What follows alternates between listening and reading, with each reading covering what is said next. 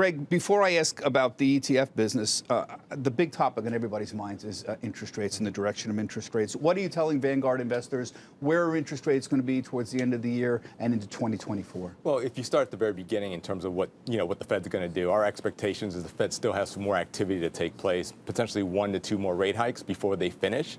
The good news for investors, though, is the fact that interest rates are a lot higher. People are actually earning a real return, a real income on their fixed income investments. It's a very different market environment than what we've seen over the last 10 to 15 years. So look at money market funds. You can get a 5.25% yield when in the past you were getting 0.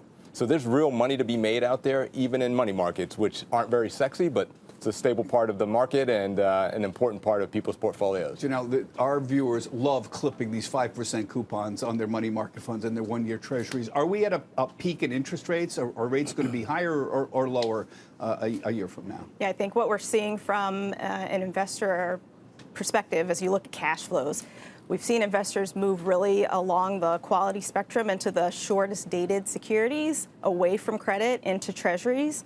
But with this feeling of higher for longer, we're also seeing investors move to the longest end of the curve now. So at the beginning of the year, it was all about short-dated treasuries.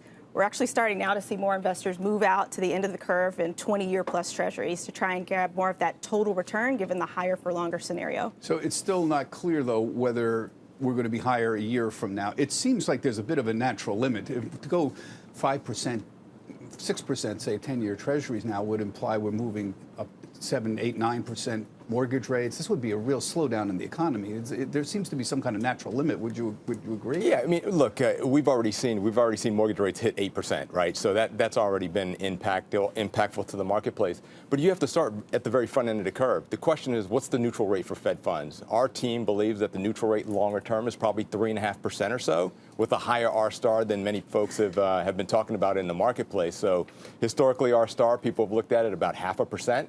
We're thinking our investment strategy group believes it's 1.5%. Add 2% inflation on top of that. That gives you a long-term Fed funds of 3.5%. And then you got to factor in the term premium.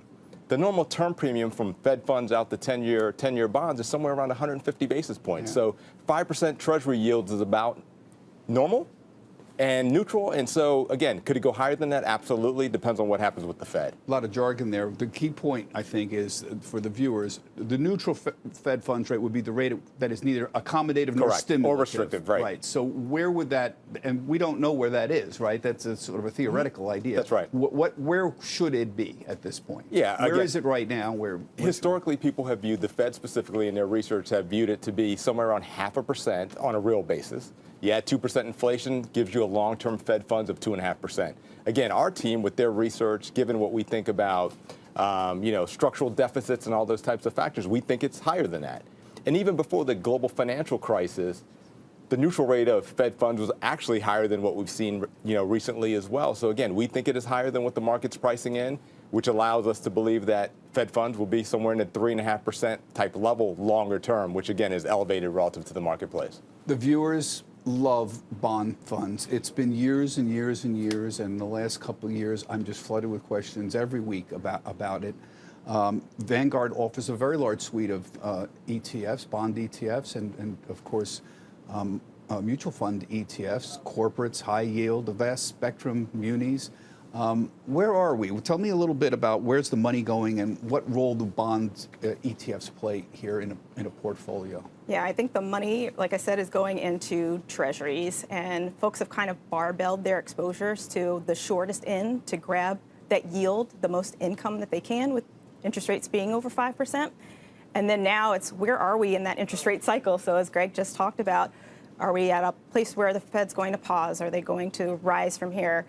How can you grab more of that total return? So the price appreciation, if this is the higher for longer scenario, maybe rates do start to come back in a little bit, plus the yield would be on that longer end of the curve. So that's where we're looking at those longer dated treasuries. I think a lot of investors are also starting to think about allocations to active fixed income and leaving these decisions to the professionals. And we're seeing a lot more active ETF launches.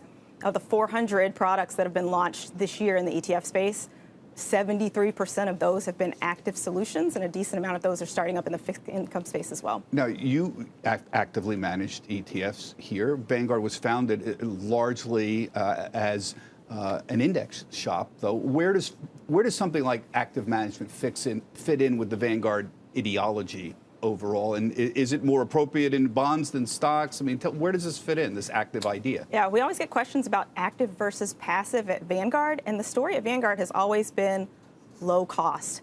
So it's really dependent on investors' time horizons, what their goals are, what their risk tolerance is.